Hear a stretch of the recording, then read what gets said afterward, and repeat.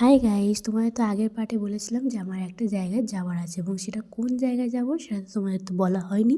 এবং সেই পার্টে আমি বলেছিলাম যে আমি পার্ট টুতে তোমাদের বলে দেবো যে কোন জায়গায় যাব। তো যাই হোক, তোমাদেরকে অপেক্ষা না করেই বলেই দিই, একটা খাস লোকের তার মেয়ের বার্থডে ছিল, তো আমাকে ইনভাইট করেছিল বার্থডে উপলক্ষে। তাই জন্য আমি একটু হালকা করে সাজুগুজু করে আমি বেরিয়ে পড়েছিলাম আমাদের দোকানে যাবো বলে। কেন ভাই, বার্থডে বলে কথা, তো একটু গিফটও দিতে হবে না।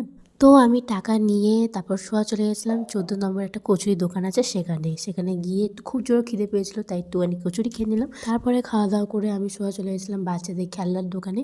কারণ ওখানে গিয়ে ভাই অত খেলনা আমি দেখছি, আমার একটা কোনো জিনিস চয়েস হচ্ছে না।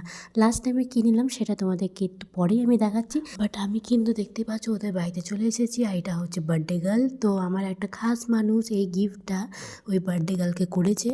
তো এটা হচ্ছে পড়াশোনা করার জন্য জিনিসটা দিয়েছে। তো এটা কিন্তু বার্থডে গার্লের খুব ভালো লেগেছিলো, খুব পছন্দ হয়েছিল। এবং আমি যেটা দিয়েছিলাম দেখো তোমাদেরকে এখন দেখাচ্ছি, এই পুচকি ব্যাগটা আমি দিয়েছি। তো এটা কিন্তু বলতে গেলে বার্থডে গার্লের খুবই ভালো লেগেছে। তো দেখতে পাচ্ছি ব্যাগটা পরে কিন্তু একটা পিকও দিয়েছেও। তারপরে এখানে কিন্তু কেক কাটিং হলো দেখতে পাচ্ছি, আর আমরা কিন্তু খুব এনজয় করছিলাম। তারপর কেক খাওয়া দাওয়া হলো, তারপরে কটা পিক তুললাম এবং ওদের বাড়িতে বার্থডে উপলক্ষে মেনু হয়েছিল বিরিয়ানি। তো বিরিয়ানিটা খেয়ে তারপরে আমরা কিছুক্ষণ ওদের বাড়িতে ছিলাম, থেকে তারপরে আমি সোজা চলে আসি নিজের বাড়ির দিকে। আর রাত হয়ে গেছিলো বলে আমাকে ওরা বাইকে করে ছেড়ে দিয়ে এসেছিলো। তো যাই হোক না, চলো আজকে ওদের মিনি ব্লগটা এখানে শেষ হচ্ছে। ভালো লাগে like comment share subscribe, by.